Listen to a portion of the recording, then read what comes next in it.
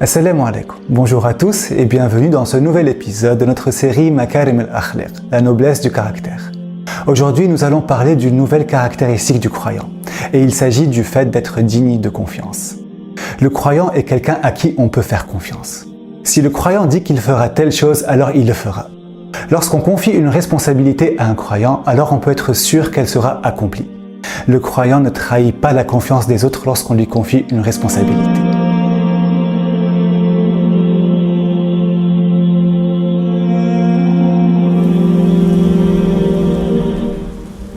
Un des termes en arabe pour la confiance est amana. Et Allah subhanahu wa ta'ala révèle à ce propos dans le Coran un verset très puissant. Allah dit « Inna Allah ya'murukum an tu'addu al-amanati li ahliha » Allah vous ordonne de vous acquitter de vos amanettes envers ceux qui vous les doivent. Vous devez respecter vos amanettes. Et Allah définit cette caractéristique comme une des caractéristiques du croyant à 2 reprises dans le Coran. D'abord dans Surat al-Mu'minun, dans la première page, Allah mentionne 15 caractéristiques du croyant.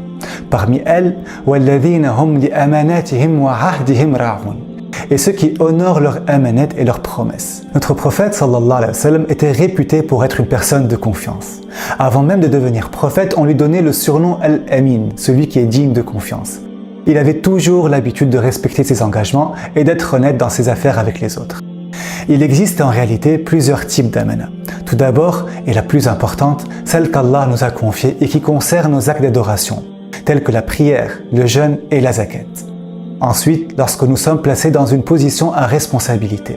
Lorsque nous sommes le gérant, le chef, le leader, nous avons une amana envers les personnes sur lesquelles nous sommes responsables. Également, bien évidemment, l'amana financière. Lorsqu'on nous confie de l'argent ou autre chose de valeur, on doit en prendre soin et la restituer par la suite. Dernièrement, il existe l'amana de nos conversations. Lorsqu'on nous confie, qu'on nous dit quelque chose, on doit s'assurer de ne pas diffuser l'information. C'est une forme d'amana pour laquelle on n'accorde plus beaucoup d'importance aujourd'hui, pourtant elle est très importante. Il existe bien évidemment d'autres types d'amana, mais pour résumer, le croyant doit être une personne digne de confiance. D'ailleurs, amana vient de amn, qui signifie la sécurité. Donc amana, c'est le fait de se sentir en sécurité avec quelqu'un.